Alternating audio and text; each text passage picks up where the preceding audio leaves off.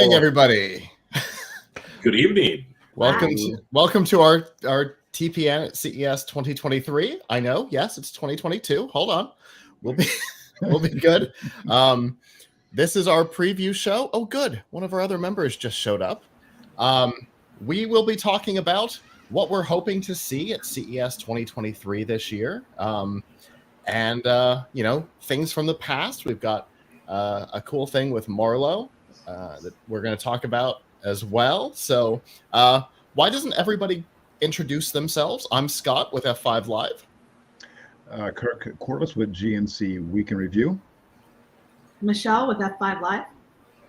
I'm Don Bain, Gadget Professor. Marlo Anderson, National Day Calendar.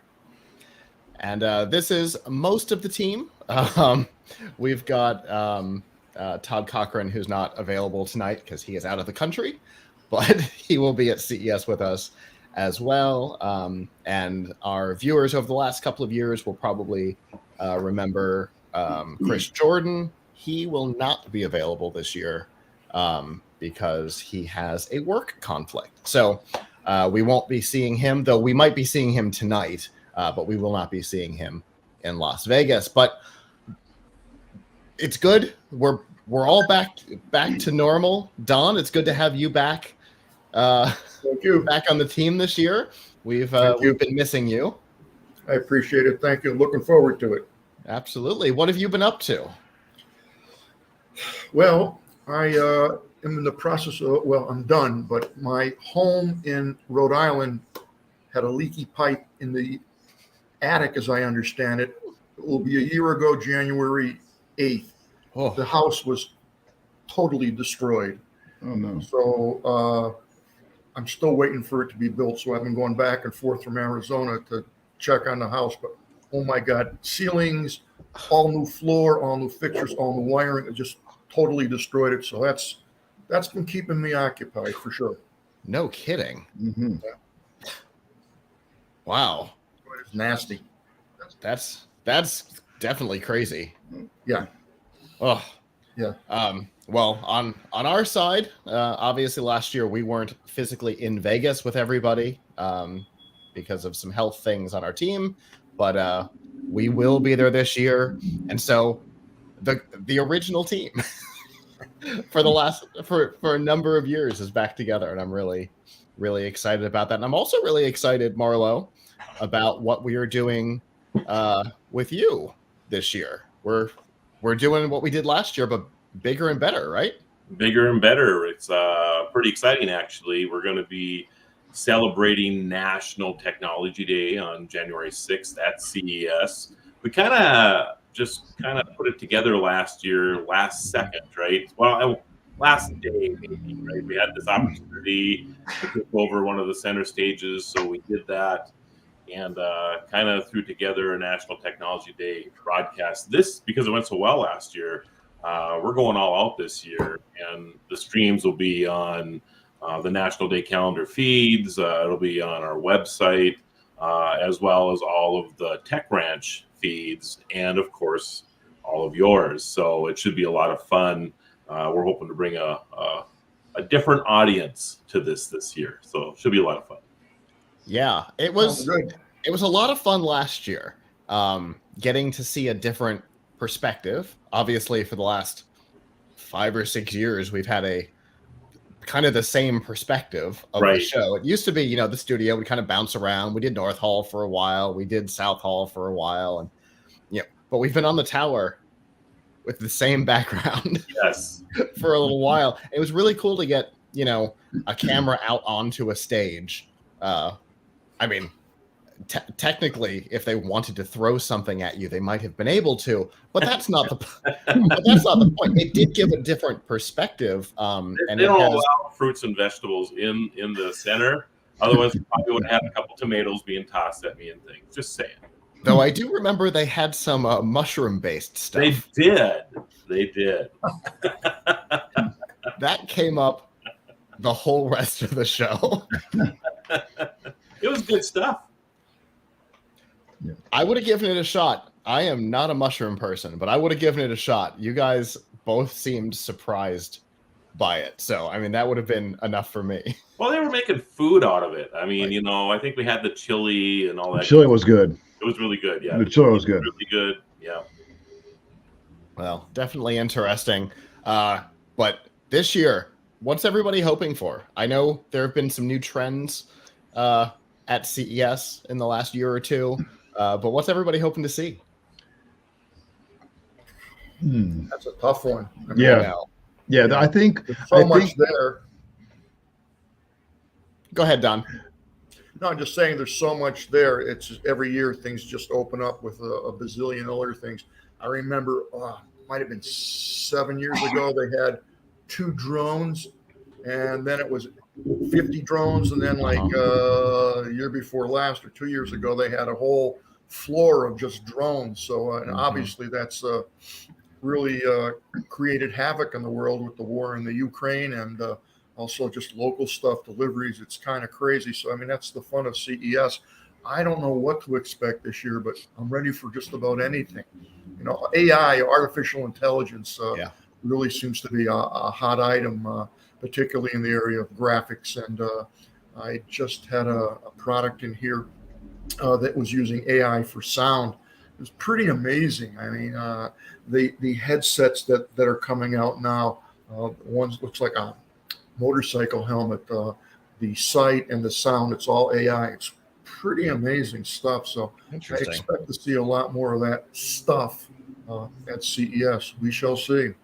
Yeah, based on what I've got on the schedule so far, I can tell you that AI definitely is playing a big role this year. I don't have anything AI visual, but I do have 2 audio products, or no, 2 writing products and 1 audio product so far. So, and I'll tell you, the schedule's moving this year way faster than usual at this point. So, I think everybody's thirsty after a 2-year hiatus. You know. Yeah, because a lot of companies, you know, for those who watched live and you saw the background of the live shot from Vegas, it was not 2020, that's for sure. No, certainly by day 3, we were really scratching to even get people to interviews last year. I mean, we were basically the only people on the floor for the long. Really?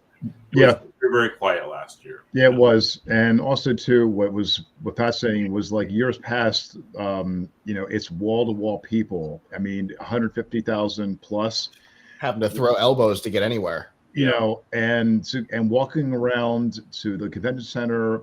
The convention center was like completely sparse. I mean, there was like, you would see companies from one end of the spectrum to the other, completely sparse. West Hall was a really big snoozer. I mean, there were some companies representing there. They had Hyundai, a few companies, but overall gaps of it was like nobody to be found. I mean, you know, it was like really, West Hall was a disappointment. So I'm looking forward to West Hall, what they offer. I'm also looking forward to seeing what Google is coming out, because they had amazing booths over the years, and they had 1 year they had the gumball machine, and they had a big gigantic structure. Like I think it was 2020. I think it was. So I'm interested in what seeing Google has to offer and see what happens there. For sure. Michelle, what are you hoping for? I'm just so happy to be getting back there. But yeah, I'm looking forward to see what Google has also. And just anything that's kind of shiny and lighty uppy, and I'll follow it. Light uppy things. It's funny because you would think that she would have been involved in decorating the studio here with as many lights as are going on in here. I'm very much enjoying it. Marlo, what are you hoping for? I just wrote an article for a magazine entitled 2023, the year of disruption. And I truly believe that we're going to start seeing a lot of this disruptive technology starting to come forward in a mainstream type of thing. And I think you're just seeing that with AI right now. It's just insane the amount of AI that is coming out. Dolly, the chat GPT, I think is what it is. I've been trying to get in there to play with that a little bit, but that particular piece is actually starting to write code, which is just, I think, amazing to me. And then you start throwing this in where you have AI starting to blend with robotics now. And I mean, it's just fascinating. I just looked at another one for the financial trade, and I think the financial, people who are in financing, whether it's banking or what have you, are really going to start feeling this pretty shortly. Accounting, all of that, because it's just incredible what's come out in the last year, and I think a lot of the stuff's going to be debuted at CES. Yeah, for sure.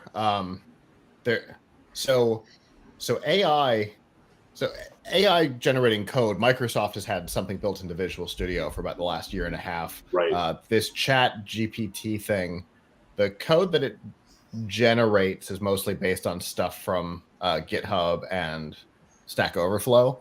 But I mean, that's a good source. They're both pretty solid. Oh yeah. Beginnings. And it's just a start to what's possible, right? And that's, I think, what everybody's going to start seeing. And that's why I'm kind of dubbing this year the year of disruption, because I think people are going to start understanding that, if you're 55 or 60 and ending a 40-year career, you're probably okay.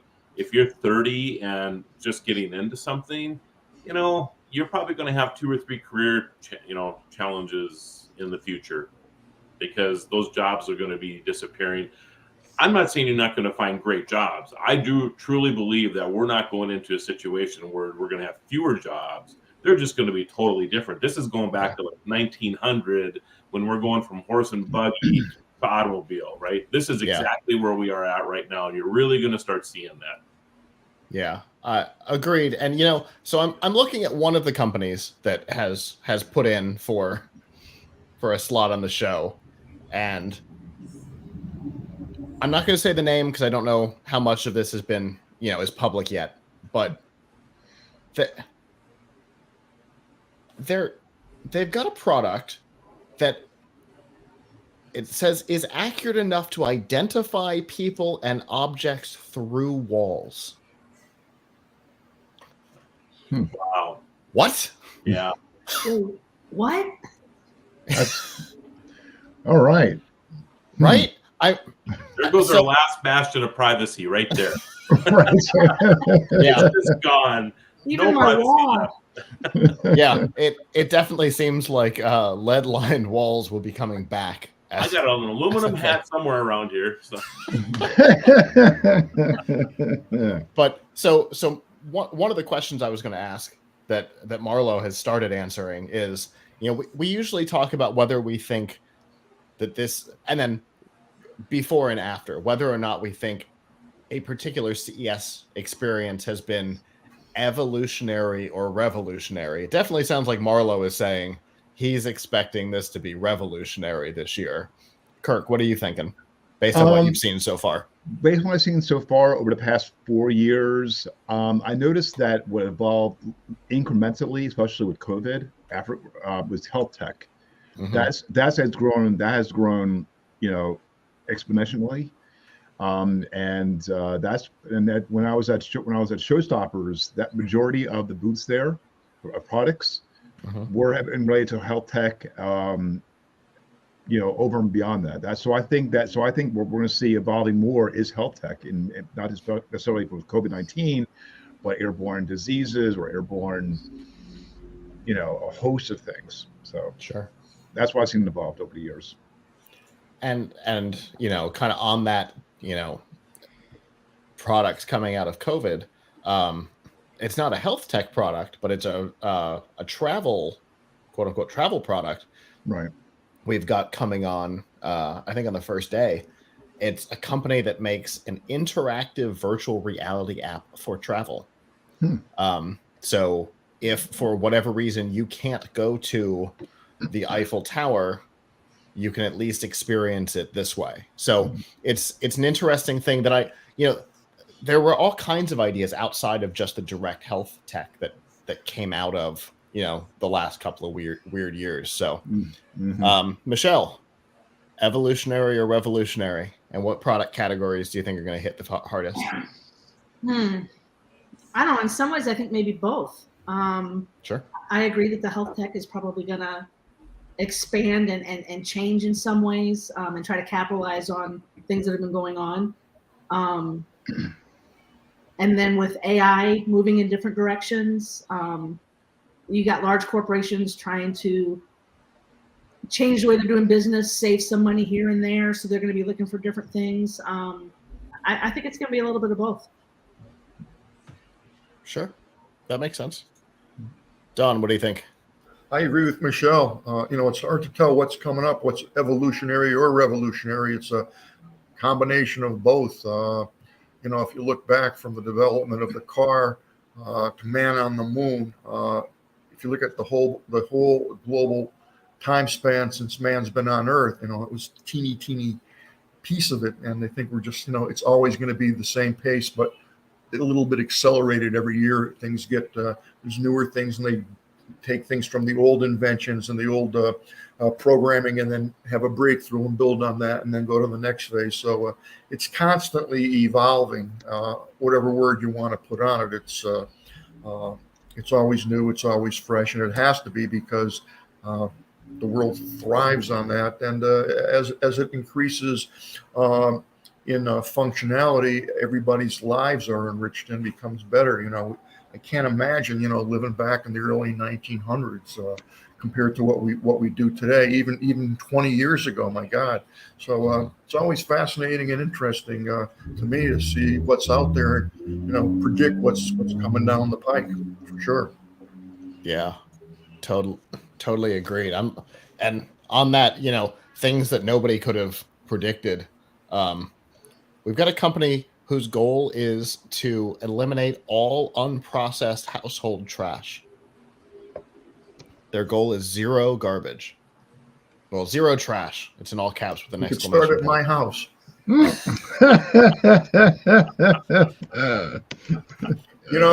It's funny, not to interrupt you, but no? I remember I was in my teens. I don't remember how old I was, and I said to my grandfather, I said, "Grandpa, do you think man will land on the moon?" And he looked at me like I was nuts, and he was in his 80s, late 80s, when I asked him that, and he said, "Yeah, they'll get there. They'll get there. I know they'll get there." He said, "But when they get there, they're going to burn, because it's a ball of fire. Just think about it. It's a ball of fire." And, his concept is interesting based on what someone would answer that today. He still thought that because, the sun lit it up, it was a ball of fire and they were going to burn. Never forget that. It was the coolest thing. That's interesting, because one of the the arguments in the we never went to the moon thing is that it's its own light source, because rocks don't reflect light, and they always show a picture of a rock reflecting light as there.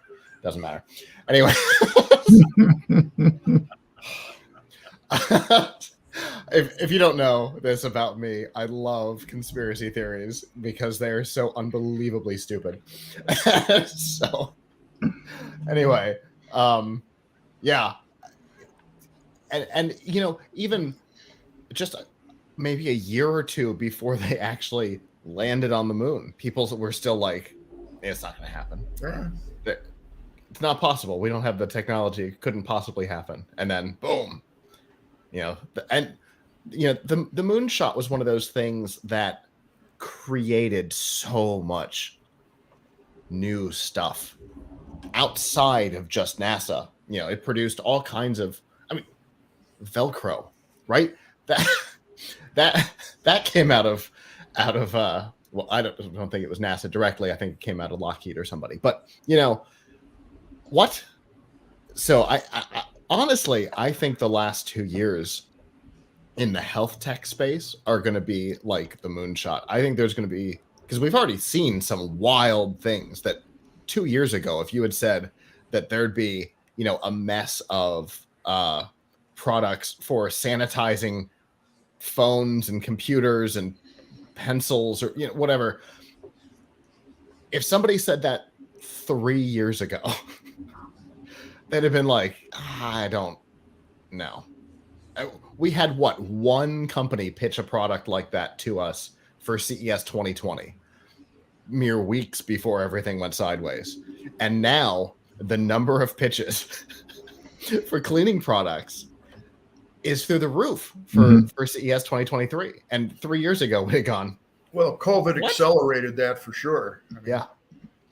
And that's just, one interesting product category. I think we're going to see a lot of things that grew out of it, like the VR travel thing, right?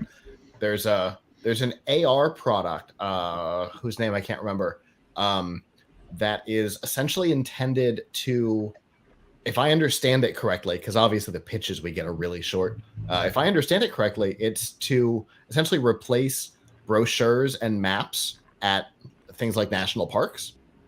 And so it's all done through augmented reality on the phone. So you don't have to take something that's been maybe manhandled or whatever. So I can't imagine that this product didn't come out of, at least in some way, shape, or form, out of the last couple of years. Yeah. So accelerated it at least. Yeah, for sure. That'd be cool to walk around and have the guide be right with what you're looking at. Yeah.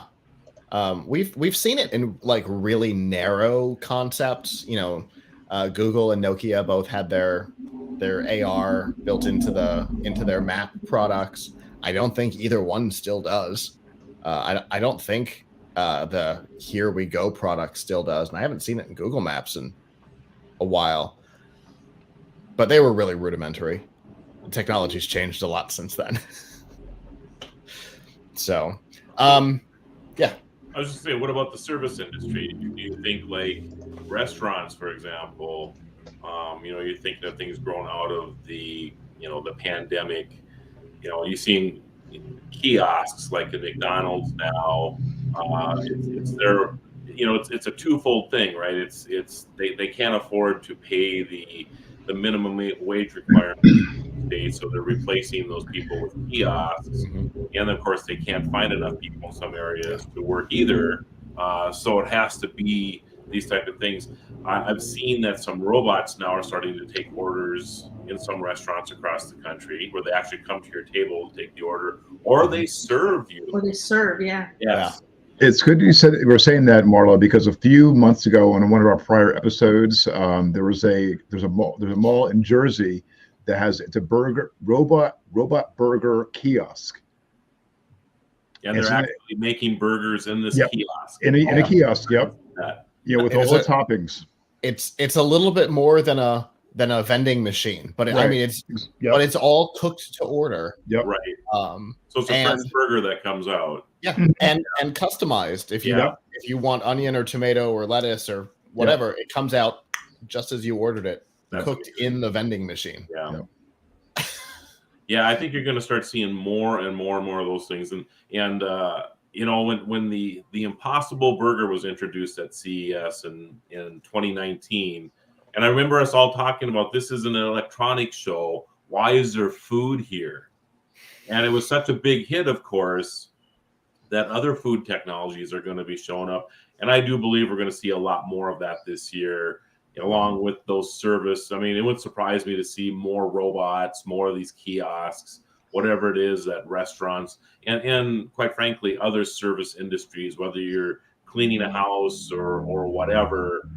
There's going to be technologies that are going to come out now that are going to be helping this along, because it's tough to find people to do this work now. Simple as that. So, yeah. And we saw, was it the all digital? Was it CES 2021? Maybe somebody will remember. I think it was CES 2021, where we had a company that had essentially an entirely automated kitchen for restaurants. It could have 50 something items on the menu, and it could have some 600 or 700 ingredients or something like that. It was at CES 2021. Okay, so it was the all digital? Yeah, it was all digital. Yeah. That's what I thought. Yeah. I remembered the interview being remote, and it was one of us, so it could have been last year as well. But I mean, that was a wild product, and they teamed up with a company in Belgium, I think, to pilot it. They had like 8 restaurants come online sometime in second quarter 2021. Apparently the test went really well. It works incredibly well. You can put your recipes in and it'll adjust to said recipe. It can grill, it can boil, it can do all kinds of things. It's really an interesting product. I suspect we're going to see more of that. Now, I don't suspect that somebody will have a booth with a full machine, because that would be it. I mean, it was huge. But I think we're going to see more of that kind of thing from a small scale to large scale. I think it'd be fun to see Flippy. Flippy's a flipper, or he flips hamburgers, of course, and the restaurant wasn't doing well until they put Flippy in, and now Flippy, the robot, has become kind of a tourist attraction. So the restaurant is busy all the time. I believe it's in Pasadena, California, that they have this restaurant that's doing that. So there will be things like that. And again, the Impossible Burger, they did give out samples at CES in 2019, and I'm sure they served many thousands of burgers. Yeah. In the event. So it's possible to do these things, but you're right. Setting up a full kitchen at CES, although possible, a lot of companies don't have $1 million to spend on the real estate to set that up. So they're not always Google.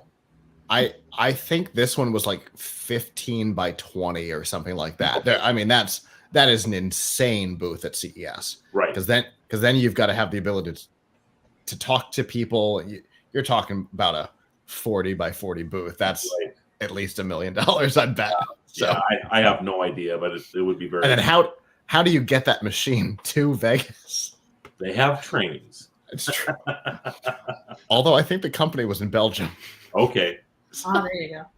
I remember looking at a printer. This is like 10 years ago. At one of the skyscraper printers, the ones that are, what are they, 50 feet long or whatever it is.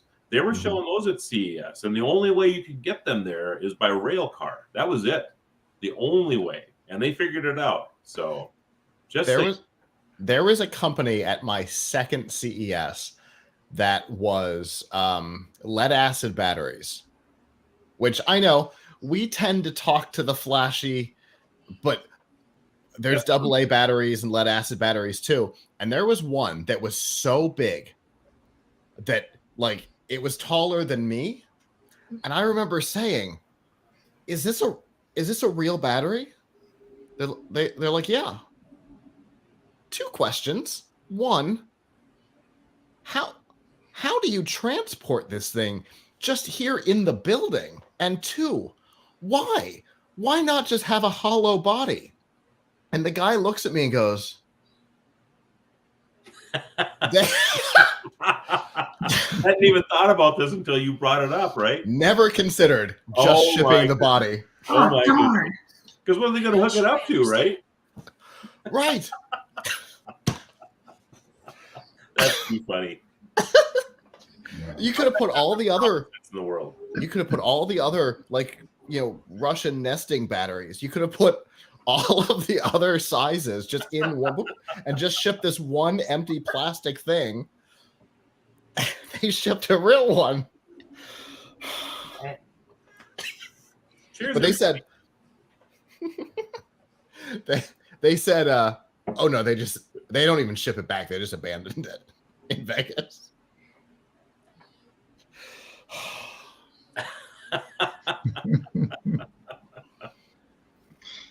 So what about autonomous vehicles? What do you guys think we're going to see this year?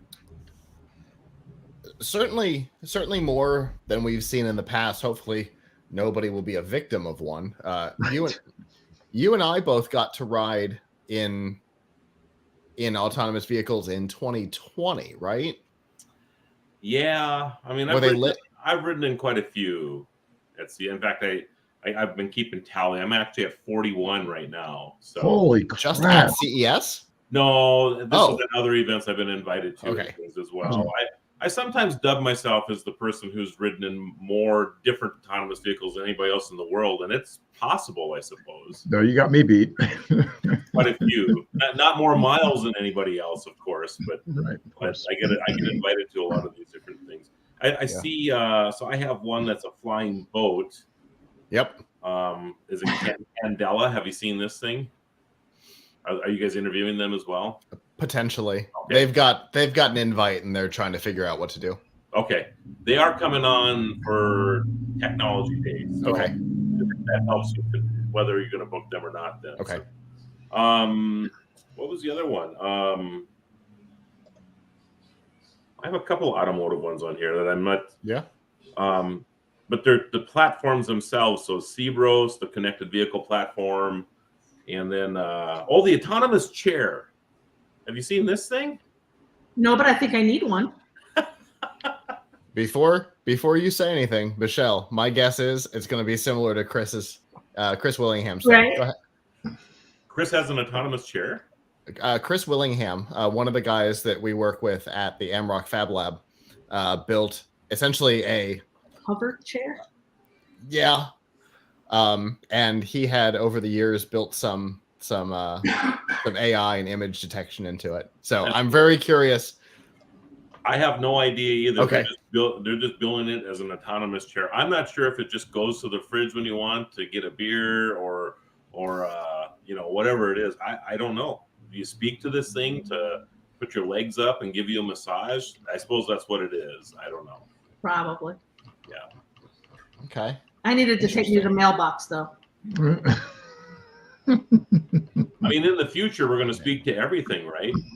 The door open now. Hey, refrigerator, give me a glass of milk, and this is what's going to happen, right? So, yeah, true. It's definitely like. So I remember, speaking of the refrigerator, I remember when like Samsung added smarts to their refrigerator the first time, and there was almost like an audible laughter in the room. Everybody's like, "What are we talking about? Is that essentially an Android tablet just built into the side?" right. Yeah, but just like many other technologies, it was the beginning of them thinking about, well, how, where does more advanced technology fit in? And yeah, it does feel like it's headed in that direction. Well, this is what's interesting. Now, we're moving into discussion on the Internet of Things, right? And so I'm just going to throw some numbers out here, or have you guessed on some numbers? How many computers do you think there are in the world, approximately? A billion. Okay, so it's 3. So not bad guess. How many IoTs are there in the world? Infinite. I mean, just thinking about how many are in this room is frightening. So it's hard to imagine that a connected light bulb, there'd be more of those than there would be computers, right?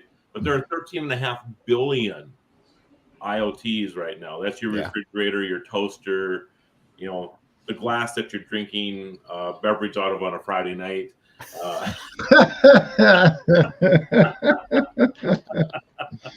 I mean, whatever. I mean, everything seems to be getting connected, and they talk about that number doubling in the next 3 to 5 years. Yeah, which is why we had to go to IP6, for example, because there weren't enough numbers left in 4. We had to actually add billions more IP addresses to handle all these things, right? And so that's, I mean, when you can wage a denial of service attack on a website from light bulbs, or DVRs on right now, yes, exactly. So I would imagine we're going to see all kinds of connected devices this year that we have never even dreamed about, and there'll be a reason to have them. Like the first time that's the key. That's the key. But I have to tell you, the first time I seen a connected light bulb, I'm like, are you kidding me? What do I want a connected light bulb for? Agreed. Right now, they're like in every light socket I have because I enjoy. Like I have my program at work. Like when the International Space Station comes over, it goes flashy and goes crazy. But when there are people that break a sensor coming in, light bulbs come on. If I'm at a certain GPS coordinate coming into my house, just a block away, the garage door will open up. The lights will come on in my house. It's incredible when you start thinking about what the possibilities are. But why would you have internet connected socks, for example. I don't know why, but somebody's going to try to convince me at this CES why I need to have my socks connected to the internet. Is it Sensoria? I have no idea. Just making it up. Oh, obviously you have somebody that's going to be talking to you about this. They were on our collision coverage in 2015. Okay. Our first collision coverage. Yeah. Sensoria. They've gone on to bigger and better things, including connected shirts and things for doing wellness checks. The socks were for it was originally for people with diabetes, and it expanded from there. Okay. And then they've gotten into a lot of health tech, if I remember correctly. Yeah. Sensoria's gotten into a Working lot of out and health stuff tech. too, right? What's that? Exercising and Yeah, that's what I meant. yeah. Yeah. Yeah. I would have Sports to and think, fitness though, and stuff. you know, like, and I'm just going to pick on Converse or Nike or whatever, right? For like shoes, you know, they all have a big counterfeit issue, and you know, and I do believe we're going to start seeing NFTs on those type of device or on our wearables and things, because they'll prevent the counterfeiting thing. And then 2021, the company was on. No, 2022. It was CES this year. We had a company with that service. Yeah, and I just see that really expanding this year. I think you're going to actually see companies that are going to come out and start touting the fact that they have NFTs connected to their shoes or their wearables or what paintings, whatever it is, to prevent counterfeiting. Which, of course, every one of those will have an IP address attached to it as well. So everything somehow or another will be connected in the future. It just seems to be going that direction. Yeah, and you know, I know there's a lot of backlash on NFTs, and for good reason. You know, a meme of somebody with laser eyes. I'm just gonna say that we all know what we're talking about. Is the dumbest thing on the planet, and we all know it. I can't believe you got $1 million for yours. You know, it happens. I'd prefer the 4.5, but you know, that's whatever.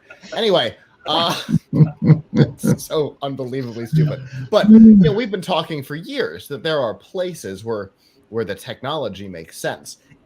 In-game items that people are going to sell aftermarket anyway. You know, we've talked about World of Warcraft Gold and things like that. And you know, you go in and somebody has to take a leap of faith. Either I give you money and hope you show up to give me the item, or I show up to give you the item and hope you give me money. Somebody's taking a leap of faith, right? Right. Somebody could be out something that's valuable with NFTs in a game like that. It makes sense. There's other stupid implementations that have been a problem, but this is another great, you know, way of using it to authenticate a product. Right. You know, it has been used stupidly, but you know, IoT had a lot of stupid stuff in the early days too, right. And NFTs chain, you know, over time, you know, now we've got, you know, connected bulbs and things that can actually do things and are really interesting, security systems, and NFTs, I hope, will go that direction as well. I would imagine, yeah. They'll figure out where they're useful. And of course, it's not for the $8 sneakers. It's going to be for the $100 and up sneakers. Yeah. Most people are going to market the $8 pair anyway, so because they're not making any money on them. But True. Don's not saying a word over there. I know. Yeah, they're oh, I'm sorry. Are you on mute? Oh, there you go. Are you on mute? I didn't hear. I'm sorry. Oh, we were just saying you haven't been saying anything. No, I'm just listening. I'm taking it all in. It's just, you know, it's interesting hearing everybody's opinion and ideas, and that's the fun of this. It's, you know, fascinating to me. It's why I've always enjoyed doing this ahead of CES. Yep. We've started to get our pitches. You know, our emails are filling up. Mhm. We're starting to get a feel for what it is we're going to see. And, you know, some years, we always say some years are evolutionary.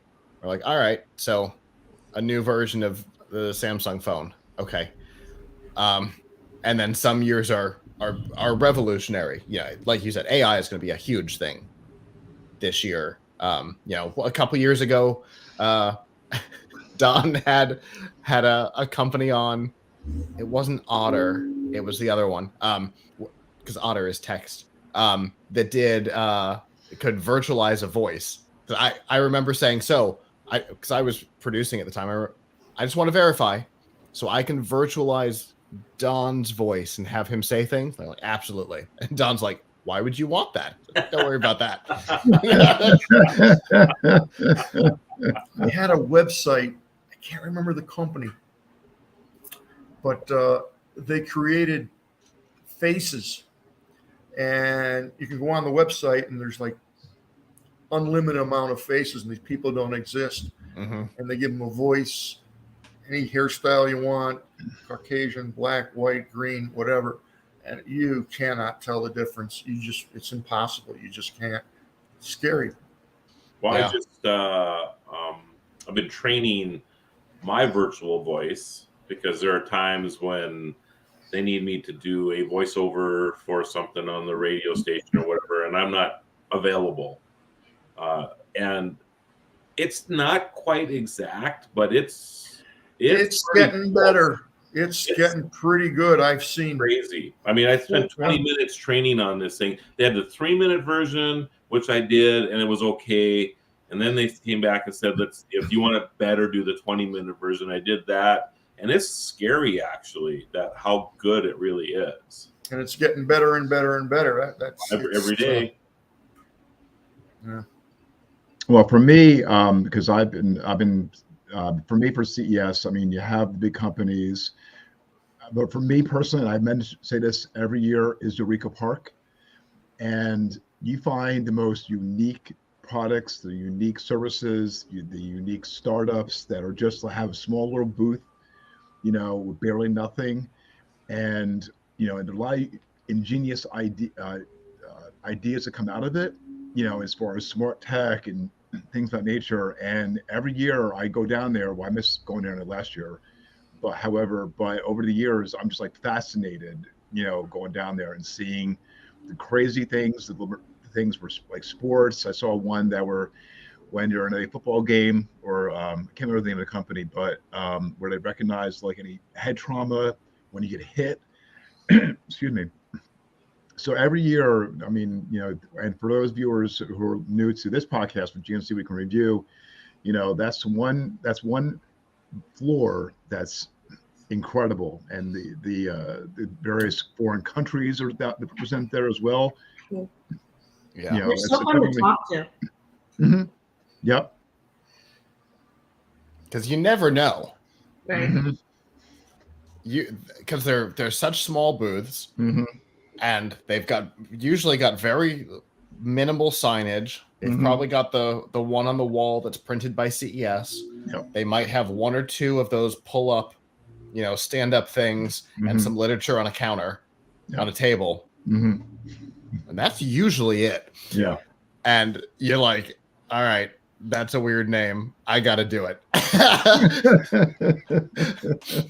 I almost don't even care about going into any other part of the show.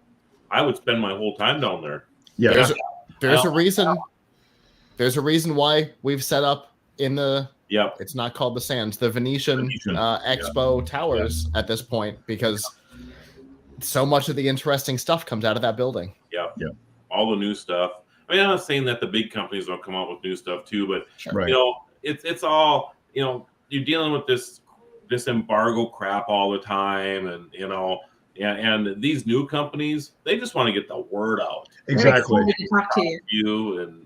I love going down there too. It's my favorite place to go. Yeah.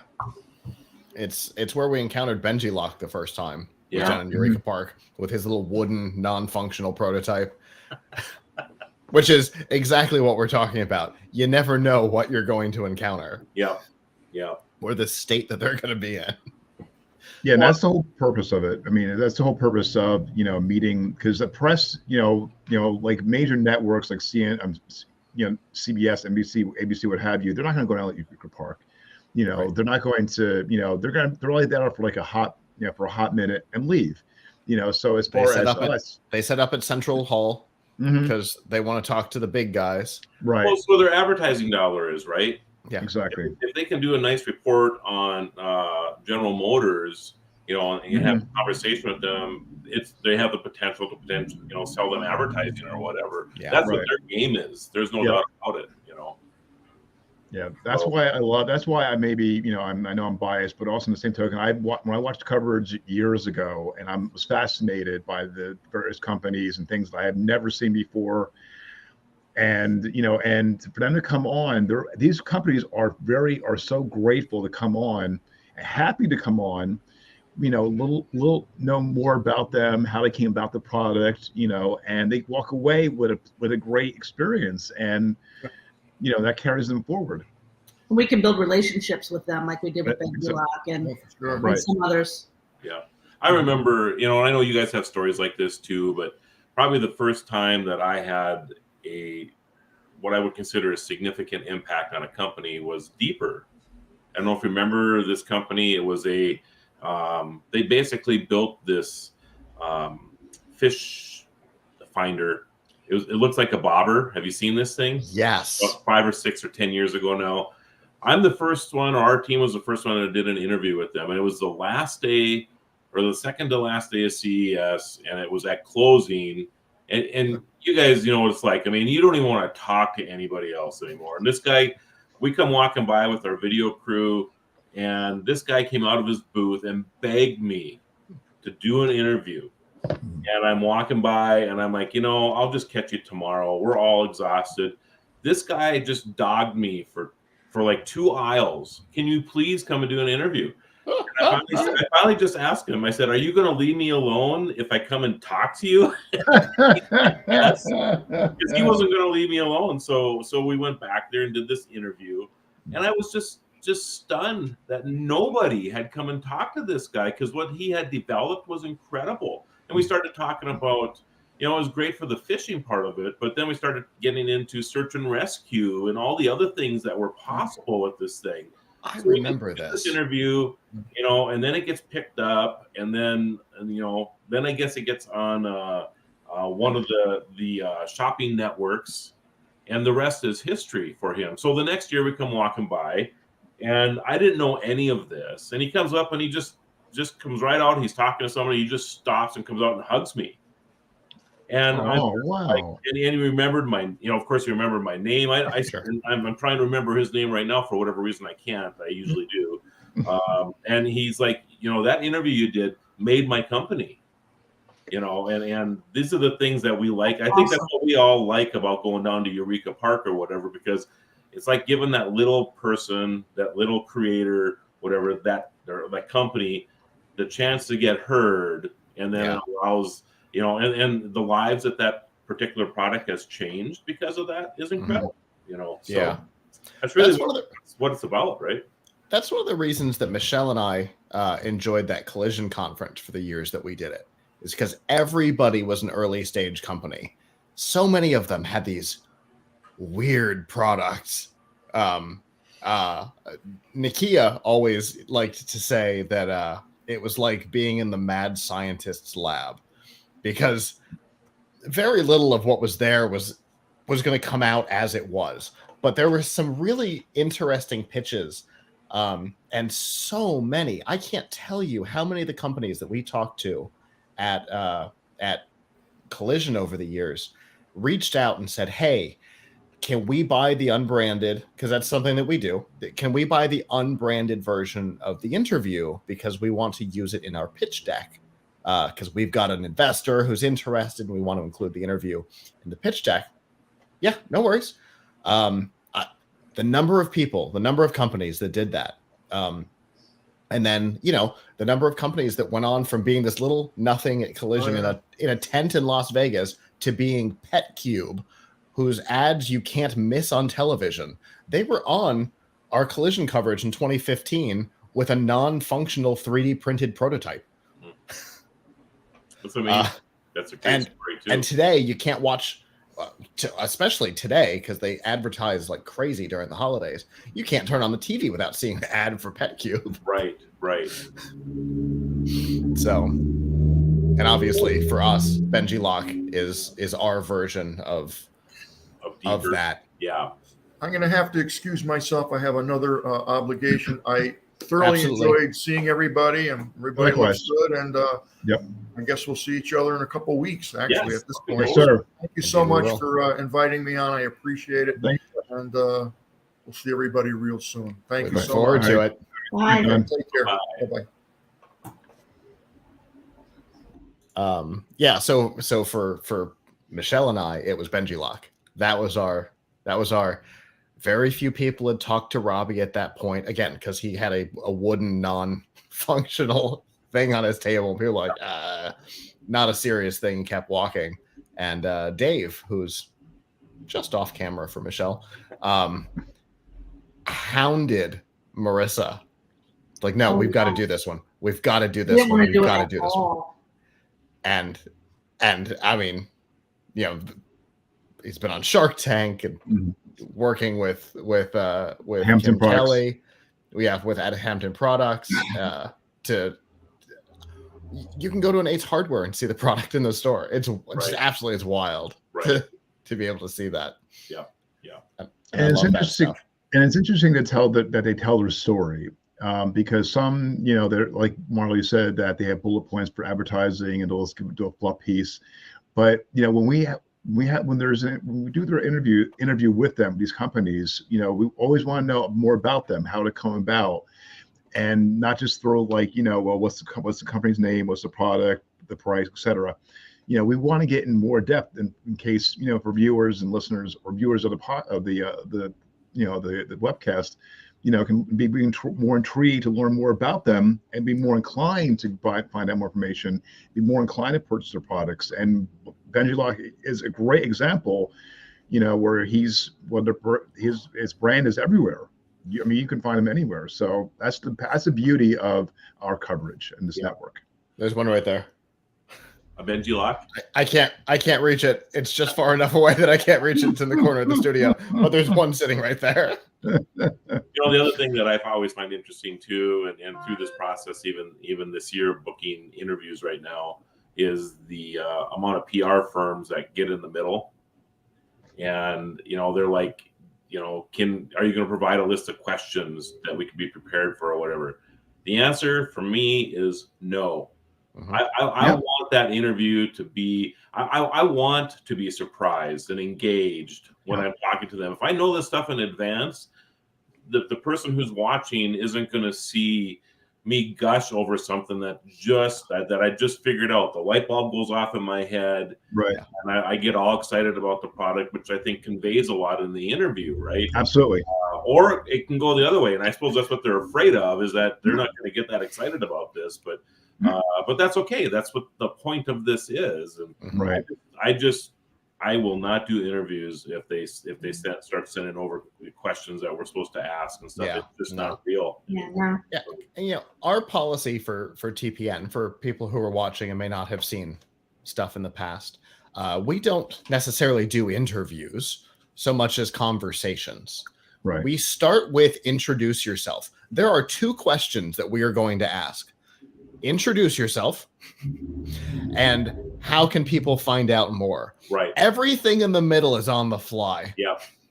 We prepare nothing. And in fact, other than Marlo and I, who have seen the company names of the segments that we're producing, nobody even knows the company names of who's coming on. You will never do that to me ever again. I wasn't even going to go there. And that's all the farther we're going to go with that, by the way. But you're even turning red now, 3 years later. Oh, I don't even think that was 3 years ago. I think that was 2019. That was 4 years ago. You know, if anybody wants to see me turn 50 shades of red during an interview, it was 2020. Go back, and I'm sure you guys could highlight that interview again. But she even said it was okay too, right? I mean, even though we were totally shocked with the product on sale. And I gotta be honest, I was TDing that morning, and I was giggling from start to finish. And I was curious why everybody was gathered around out there before that started. Oh, I was gathered up there for a different reason, and I was as shocked as you, but it was very funny. I was going to say, I'll tell you why everybody was up. Well, I won't tell you why, but I'll tell you that that's not the reason why everybody was up there. Okay. It wasn't about the 50 Shades of Red, huh? No, that was a bonus. That was a perk. Yeah. There was a mild security issue. I see. That is the reason why everybody was gathered up there. Well, that's something you and I will have to talk about after the show here, I guess. Yeah. So, yeah. For sure. Just as a note, in 2020, Don interviewed Sensoria that we were talking about earlier on the show. I just saw I was looking back through some of the old guest lists. Gotcha. Yes. And Don did talk to Sensoria in 2020. So we've been following them for years. I can't remember the PR guy's name. He works for, is it Travis Jacket or something like that? It's like the cameraman's jacket with all the. Oh yeah. He's the PR guy for them now. He was working with Sensoria for years. Because I remember him coming up to the booth with the jacket company a couple years ago, and Michelle and I are like, "What's going on?"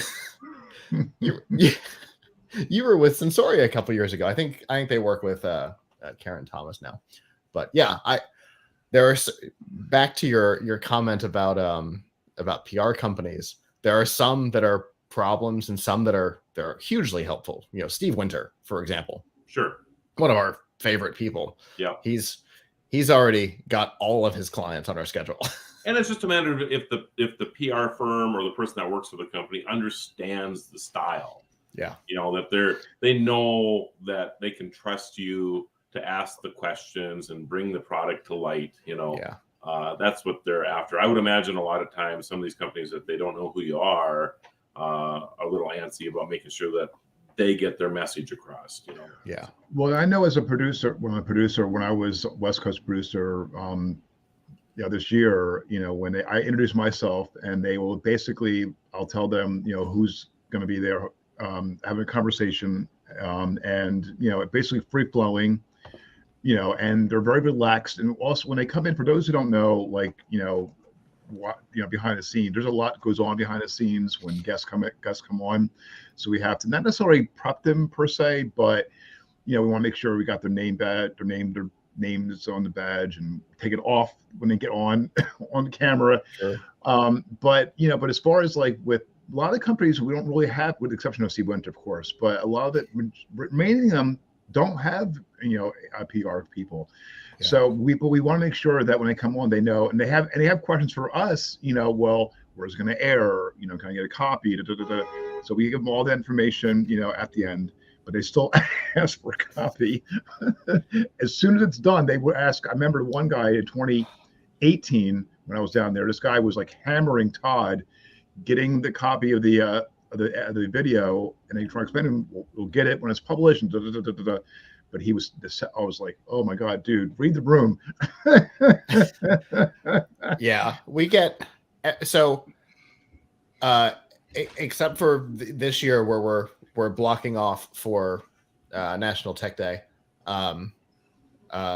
we usually have 140-ish segments available. We usually, some people don't show up, they're in conversations down at their booth, they can't come, whatever. So we end up publishing 110-ish from the studio. And out of that 110, 20 of them will be like, when's it going to air? When's it going to air? When can I get the video? When can I get the video? Mm-hmm. Dude, I don't know. There's a lot of work that goes in here. Yeah. So yeah, it does. Yep. If you want to write a 500-word write-up about your company, I'll move you up the list. How's that? And they're like, oh, well, all right. Well, then you're in line for when our team writes the thing. So cool off. Yeah. The other option is you can pay to move up the list. Those are your choices. Yeah. They're like, all right, then calm down. This is where we are. Yeah. We're a small team of independent producers that have to put all of this stuff together. So when can you get the video? Shh, A few of us do put that into our spiel when we're talking to them before they go on air. Nancy, Dave, and I will tell them it may be a few weeks before this gets published. Right. You know, and it comes in. We do it as part of the spiel. We tell them in the email, the confirmation email, and the follow-up email, how the publishing process works. And they're still like, hey, when can I get the video? You're going to get moved down the list, bud. They're Calm just down. excited. You know, I know. that's all there is. I know. It's really hilarious. It's funny, but also there's a lot of work that goes into it. A lot of people don't realize, you know, and like Scott says, we do things on the fly, and if something happens, God, whatever happens. And I think what really struck me last year, 2021, when we were all virtual, there was little things that kind of happened, but you know, it went smoothly. But a lot of people don't realize the work that goes into it. It's a lot of work goes into it, but the payoff and the number of people that are not on camera. Right? Even for the virtual one in 2021, right? Yeah. There's one person on camera and 3 more people in the virtual studio talking to somebody and actually producing, doing the switching, there's like 3 more people here in this room. Last year, well, not necessarily in this room in Mission Control out there.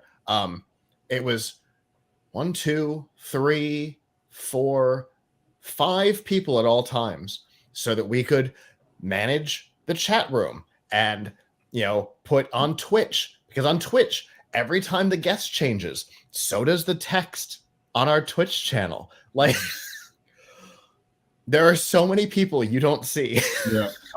Yeah. And then afterwards, there's editing. Ahead of time, there's ad sales and, you know, all the partnership stuff. Afterwards, there's editing. And like I said, there's a 500-word write-up about each company that comes on the show that gets almost published. Every one of those people have a day job too. Yeah, exactly right. So when we get to the editing and write-up and publishing point, that's where things slow down, because well, for me, and you pull all that off too. So, well, for me, I was alone. I was only the lone person, the lone producer, you know, this year, and I was managing like 3 different jobs into one, and you know, it was a lot of work. But again, the payoff was tremendous. I had a blast. I was worn out. You know, I made sure that everyone had all the mechanics were working with Marlo, making sure he's there and all that stuff, and getting guests. I mean, it was just like, it was a lot. But you know, and this is another joke that all of us were having. I didn't fall. A definite win. A definite win for me. So for those who don't, a win for all of us. Right. If you had fallen, the Vegas studio would have collapsed.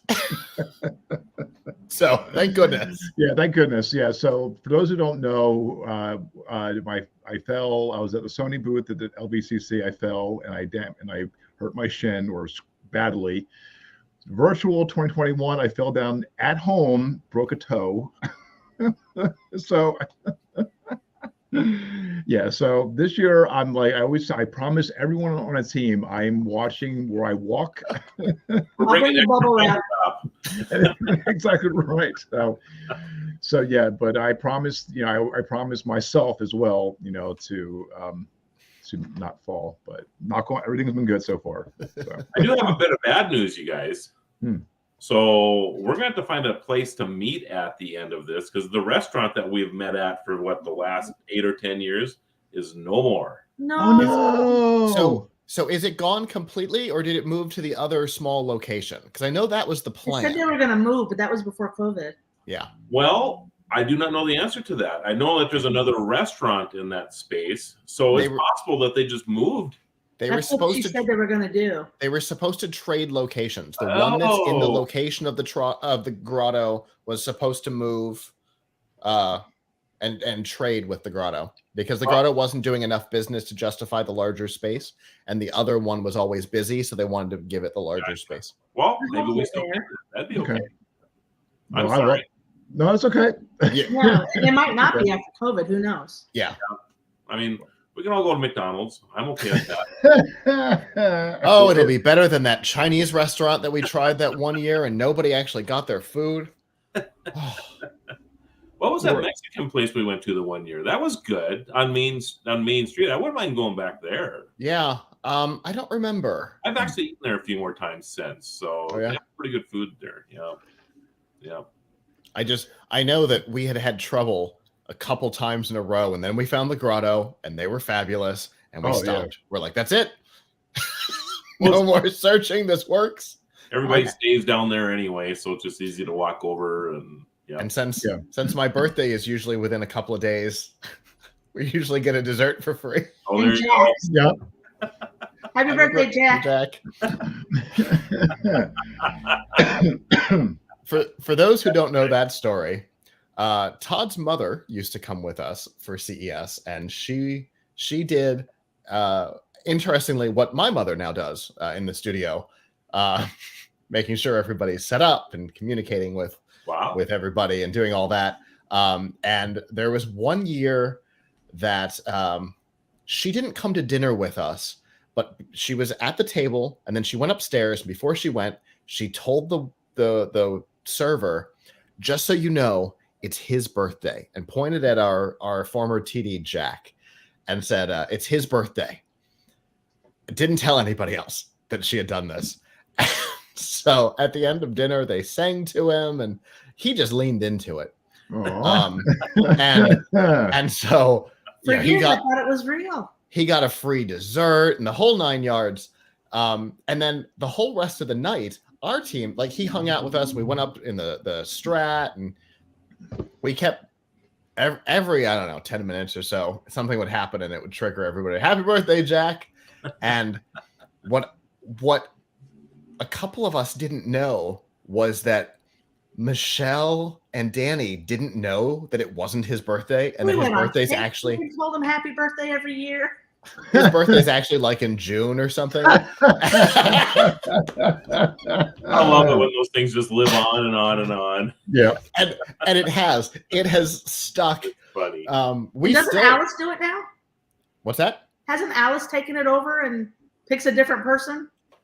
She has done that the last couple of years. Yes. Yeah. Yes. So it used to be Sherry that would do it, and now Alice has taken over the tradition of picking somebody whose their birthday. Yeah, it's true. It is. So I got to ask. We talked about looking back, looking ahead. So I got to ask, and I think we talked about this over the past in preview shows before. What is your favorite and not so favorite from CESs? The Jacksons concert is both my favorite and not favorite. That was a fun concert. But not for any of the reasons that they meant it to be. Because the whole first half was chaos on a level that just is unimaginable. Weren't you involved in the production of that concert? No. Some level? No? Okay. No. Thank goodness, no. Wasn't there a concert you guys were involved with one time, though? Or maybe a couple times at Monster? So we were involved with the red carpet for the one before that? Yeah. Or was it that one? No, it wasn't that one. It was I didn't think so. Million. Yeah. That's his first name. Oh, no. What? That was she and Shaq were the hosts. Oh my God. Were we involved in that one before everything went sideways? Oh, I got to go back and look now. Because we thought Shaq was going to come down the red carpet. We were going to have Danny interview him and just hold the mic. Yeah.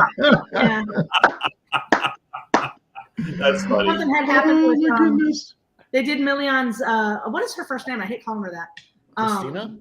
Christina Milian. They did her interview like before, and she had to come back for it because they didn't get the audio or something. So we ended up doing it, and she was very nice, but the people around her were not.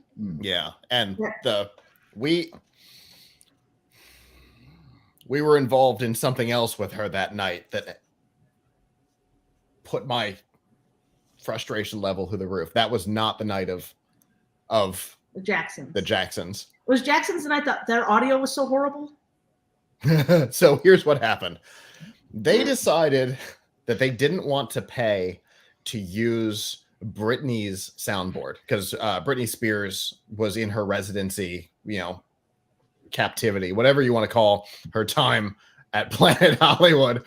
And they didn't want to pay to use her board. So they brought their own production in and tried to use that. And it was sketchy at best. Yeah. And so they did an unplanned intermission. The whole production shut down for like 35 minutes.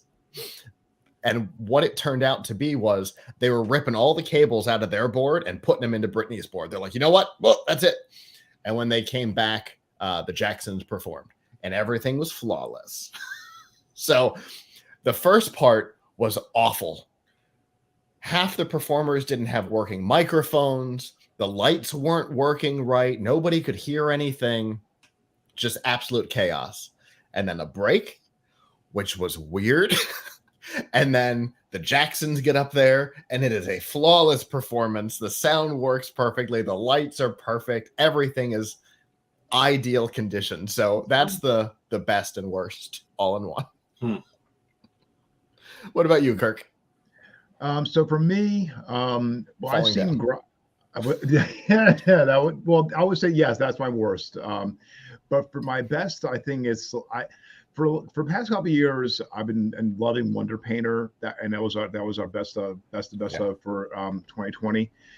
And I've been saying that for quite some time. But the one thing that sticks out over all that, and if we all heard stories on the news about packages getting stolen from the porches, from Amazon, UPS, what have you.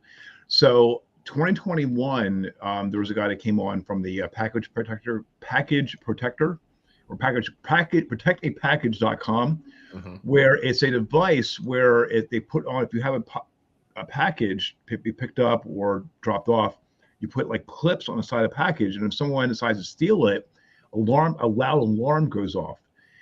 And I thought that was really a genius idea. I mean, it was done simply, right? Like it was just a clip or something. Yep, just a clip. As opposed to like the locked boxes, exactly, and all these big crazy things. Exactly, because when especially down in Rica Park, there were several of these things where a storage boxes, you put a key, you have an app for it, you can unlock it, things of that nature. It was like it was gargantuan. Little clips, like little vacuum clip, like you seal a potato chip bag with those little clips. But it was ingenious, and I was intrigued, with his story. When Todd interviewed him, I was so intrigued with his story and how it came about. And I was ready to purchase one. And I looked on their website just now, and they're supposed to be selling them by the end of this year, beginning of next year. So when it comes out, because I told a true story that I had Christmas packages stolen from my porch, from my house. So to get something like that, is beneficial for everyone, and that's so. I think that was my favorite. So, how about you, Marlo? You want my weirdest first, or do you want my best first? You choose. Dealer's choice. There you go. Who's the dealer? You are. Okay, so my worst. I'm going to go worst weirdest. So, have any of you ever interviewed the Wi-Fi people? Yeah. No. So, and I don't know if did you actually interview the Wi-Fi? I don't think so. So they're from France, and they had this. So Wi-Fi, for everybody watching, is using light instead of Wi-Fi, it's Wi-Fi. It actually uses light to transmit the internet, and the practical applications of that are immense. I mean, your yard light could be, or the light that you're in. And the cool thing about it, of course, is that, like if you have kids or whatever, and you're using a Wi-Fi device, you just turn the light off in the house. They don't have the internet anymore, So if you want to turn them off at night or whatever, I just think that's neat. But they were so focused on their one thing, and that was providing internet to hospitals. So I interviewed them. There was a little bit of a language barrier, but the light bulb literally went off in my head about what this was, way above what they could even fathom, right? So I actually awarded them, back in the days when we would give out our best choice of the year was the TPN awards, right? And each one of us who were doing things for that got to pick our favorite, and I picked them as my favorite. Which, by the way, is back this year. Oh, that's great. That's good to know. We didn't do it in 2021 or 2022, but it's back this year. Okay, that's fantastic. So I go over there and tell them that they're my pick, and they don't understand that they're winning this award, right? And they come on, they actually came in and because you get that quick little 2-minute as you present the award to them. They still didn't understand.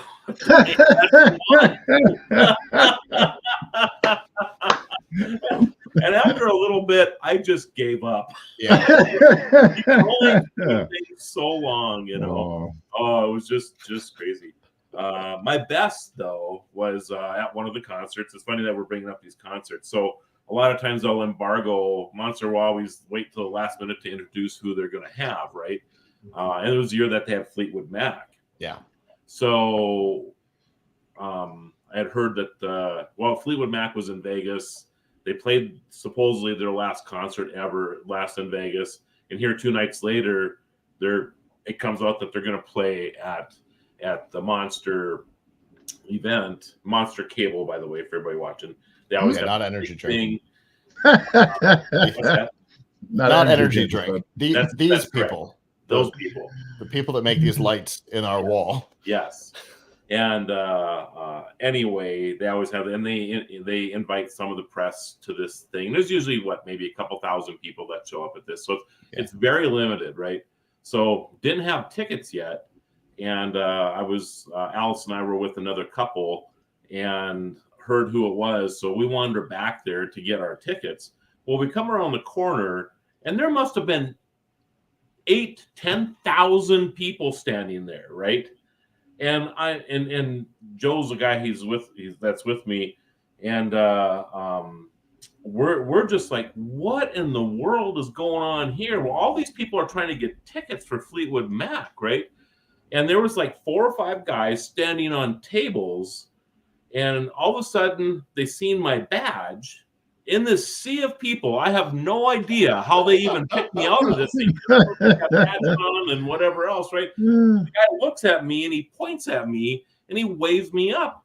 And we fight our way through the crowd. We get up there, throwing elbows. Like, how many tickets do you want? And I said, I need 4 tickets, which again surprised me. How many tickets do you want? I could have asked for 20 and handed them out as I left there, right? But I just said 4 for the 4 of us. And he hands me the 4. And Joe grabs me by the collar and says, we need to get out of here now. Yeah. Because people were clamoring to get those tickets, Yeah. And it was an okay concert, but I just remember that time of coming into that sea of people and that guy just standing there. I have no idea how he seen me and all those people. It just amazed me. But anyway. I'm going to guess that it was probably Chris. But somebody obviously. That's my guess. Yeah. Okay. All right, Michelle. I can't really narrow down a favorite. The whole thing is my favorite. I love CES. Cheater. No I fair. love everything about it. I mean, except for the exhaustion, but you don't realize it till it's too late, and you're so exhausted and you got to get up in 4 hours. I mean, that's show mode's a heck of a thing. Yeah. So my least favorite part is probably not getting any sleep, and getting to the airport on when we go to leave. But no, I love everything. I love all the companies. I love the big companies, although they're not the best to interview. But walking through that big hall with all the new stuff, and that's cool. LG's booth and all the things that they do. Yeah. With the TVs. I get mesmerized. The time that they had the little balls going, making and the Bellagio. I love the Bellagio. Yeah, no, I wanted to go for so many years, and was thrilled to finally get the opportunity after I met Scott. So she had no idea what she was getting herself into, though. No, but luckily I didn't mind doing all the work. When you told me I could work for it. When I asked you if I could go, but there's always I love all of it. I love meeting all you guys, and learning so much more than I ever thought I'd learn about stuff. I've always been a tech kind of person, and back in the day when nobody was techie, and I was the only one in the house that could use the VCR and stuff. I sold electronics at Sears when I was a teenager. I remember when the first computers hit the floor, and oh my God, how do I sell one of these? Figure it out. We are now, yeah, that's cool. You were talking about the exhaustion part, and I'm sure you guys get this too. People will volunteer to come and help you, right? I mean, you probably have friends, or they hear that you've been covering CES for so many years, right? That's how she happened. Yeah. So one of our friends one year said, "Oh, I would do anything to be with you," right? Said, "Fine, you can carry the camera around or whatever, right?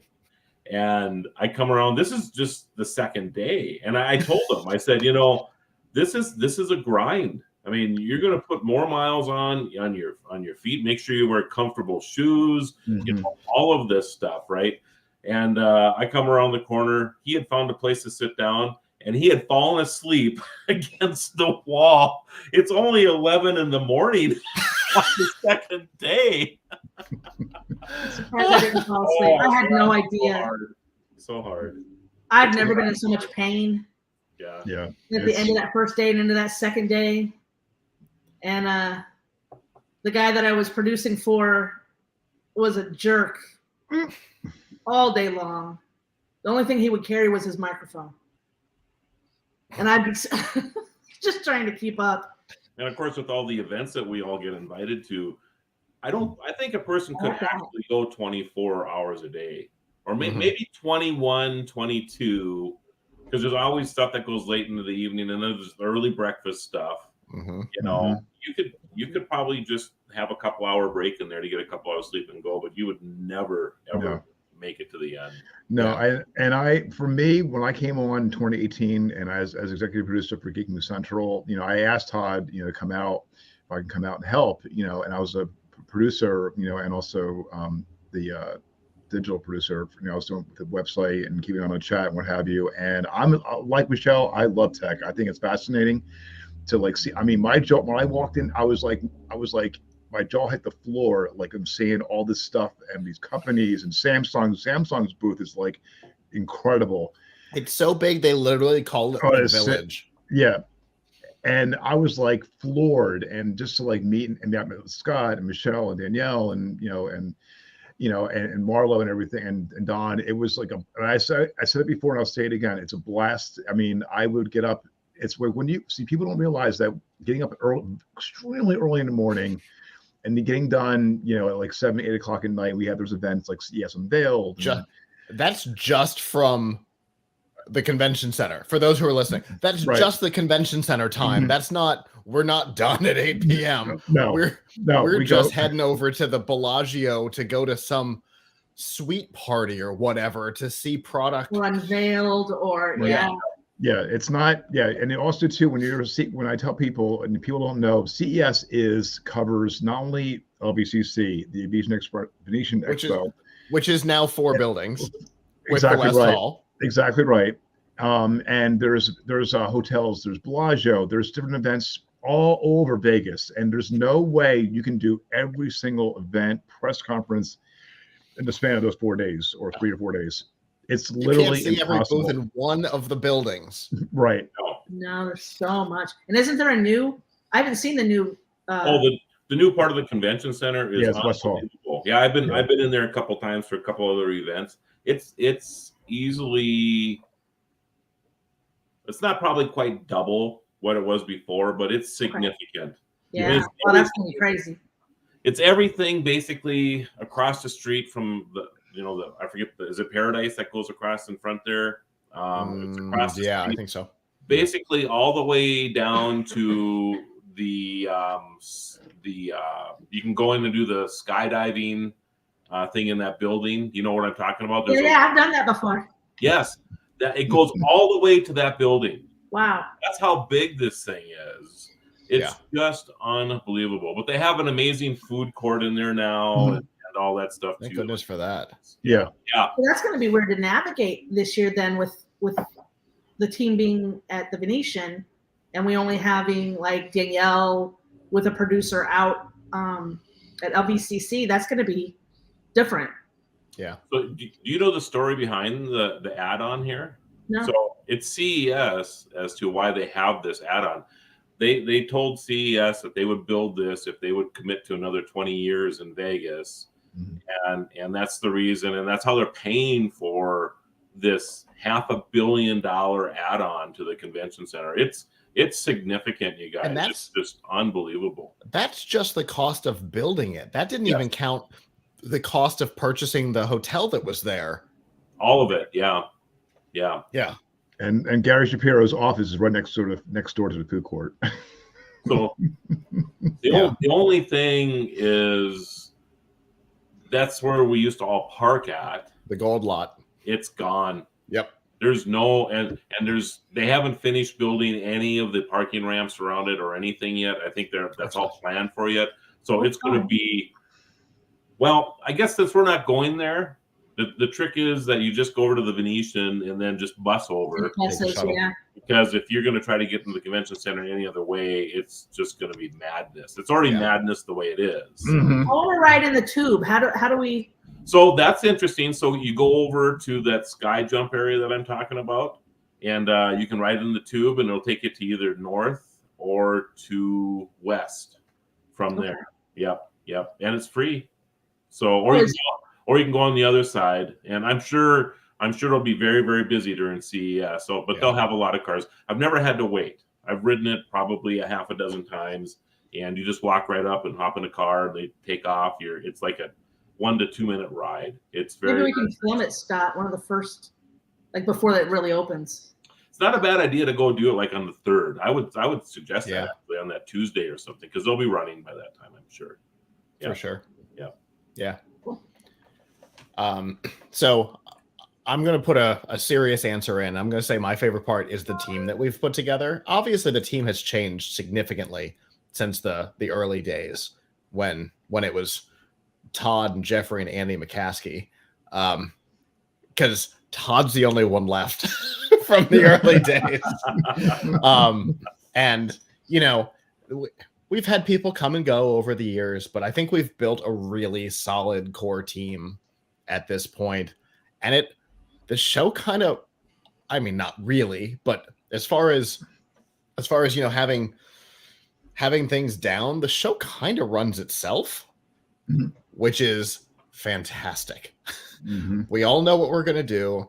We used to have these big, long, complex CES team meetings. What are we going to do? And what are we know what we're going to do. Everybody knows what their jobs are. We all know that Don takes the morning slot and we rotate the other hosts throughout the rest of the day. And then some people go off and do the show floor when they're not on the live show. Kirk and Michelle will mostly run the board. Adam will as well, and we all know what our roles are. Yep. It's made everything so much better. And we all like working together. Has not always been the case in the past. The team that we have now all really enjoys working together. We don't have to explain what CES is, or right. Am I gonna make money doing this? Oh, that's a complicated question with an even more complicated answer, and one that particular person did not enjoy. So, it's nice. We've really put together a solid team, and I'm glad for that. I don't think any of us do this for the money. In fact, it's just the exact opposite. Right. I'm willing to bet that it cost all of us a lot of money to do this. Yeah. So I don't look at this is at least in my world, it's not a return on investment type of scenario. My return on investment is getting to be there to, have these conversations with these people. And if sometime in the future I would ever make any money doing that would be okay with me, I guess. But I'll do it for that. Yeah. I'll tell you the answer that was given to that question the year that it was asked in our group chat was really complicated and really great. it was Jeffrey, who's not on the team anymore, but the answer was really great. He said, let me tell you a story. About 6 years ago, I happened to talk to an engineer at Ford. We did an interview. We showed off the whatever product they were showing off at CES, and I went home several grand in the hole. However, over the last 5 years, I nurtured that relationship, and now 3 times a year, Ford brings me out to HQ to do interviews, to talk about the product, and to show off what they're working on. My top 10 videos on YouTube are all from that. They have more than paid for all of my investment in past CESs. Yeah. And I wouldn't have had it without that expense of CES up front. So the answer to the question is no. No. It's a relationship building practice is what it is. Yeah. That's exactly what it is. Yeah, because we wouldn't have the relationship with Monster or Robbie with Benji Lock. We wouldn't know any of these people who have been huge supporters of what we do. Right. You know, on top of but it's because us being big supporters of theirs. Yeah, but you were the first supporter of theirs, which is why they're with you now. You know, so it's a relationship that builds on itself, and you're right. Yeah, love that. For me, like again, I came on in 2018. I asked Todd to come on if I can come on and help, and it's not about the money for me. Like it's the investment for me is getting the experience out of it, and my full-time job, my day job. I want to get started, but I will. But customer service, if you can't tell, because he doesn't want to talk about it. Continue. Right, exactly right. Yeah, exactly right. So you know, I wanted my goal, my dream is to get into video production as a producer, TD, etc. And over the years, I learned to learn more and more and more with different software, different boards, things of that nature, and I enjoy it. It's not about the pay. I agree with Marlo, it's not about money per se. You know, that's a plus for some people. For me, it's not really a plus. It's really the gaining the knowledge, experience, network. You know, and I will do it. I said, you know, to everybody, I'll stay on, you know, until I can't do it anymore. Until I'm old and gray, I guess. Well, I'm old and gray now, but you know, but no, I enjoy it year in, year out. It's money well spent. Let's put it that way. It's money well spent. Yeah, I mean, for somebody who wants to get into production full time, last year you got to work with the ATEM, right? The Black Magic system. Previous years you've gotten to work with the live stream studio that we use. You've gotten to use the TriCaster. Yep. Basically, the big three have all been in your hands to produce a pretty big show. Yeah, absolutely, and the content that comes out of it is like spectacular. I mean, we're like, and I always say that we're better than CNET and TechCrunch and what have you. We're a small little team. We're a mighty team though, and it shows in the views on YouTube and our pages and Twitter and what have you. The proof is in the proverbial pudding. True. True. Well, we've been rambling for a while. Before we go, I just want to let everybody know, first and foremost, the show will be, because this is a Sunday CES this year, it will be January 5, 6, 7, and 8, Thursday, Friday, Saturday, and Sunday. We will be broadcasting from 9 a.m. to 5 p.m. Pacific time. Definitely do the math for yourself. Follow us on the various channels. You can go to techpodcast.com/CES 2023. All of the broadcasts will be there. You can go over to our Twitch, the Pluckets Live Twitch channel, and YouTube as well. And then we'll be syndicating through some of the other TPN shows and sites as well. If you are interested in, if you're an exhibitor, you want to be on the show, you can send me an email, scott@pluckits.com. We'll try and get you on the show if your product obviously matches the audience that we have. We don't want to waste your time if your product doesn't sync with our audience. We know our audience. And if you are a company that's interested in sponsoring our CES coverage, same thing. Send me an email, scott@plugkits.com, and we can have a conversation about that. We've got a sponsor package out there. And I guess before we go, you can follow me at plugkits.com. I'm Scott. Our show F5 Live is on Sunday nights at 9 p.m. Eastern, except for this week, where I think it's going to be on Monday. And I'm Kirk Corliss, GNC Week in Review, with Scott, co-hosting with Scott Ertz. Friday evenings, 8 p.m. Eastern Time, gncweekly.com/live. Marlo Anderson, Facebook. You can catch me at Marlo Anderson USA. Twitter, Marlo Anderson US. We are full for the National Tech Day. We just started a waiting list today, but if you want to get on the waiting list, let me know. We might expand that. It's 11 to 3 that we're broadcasting.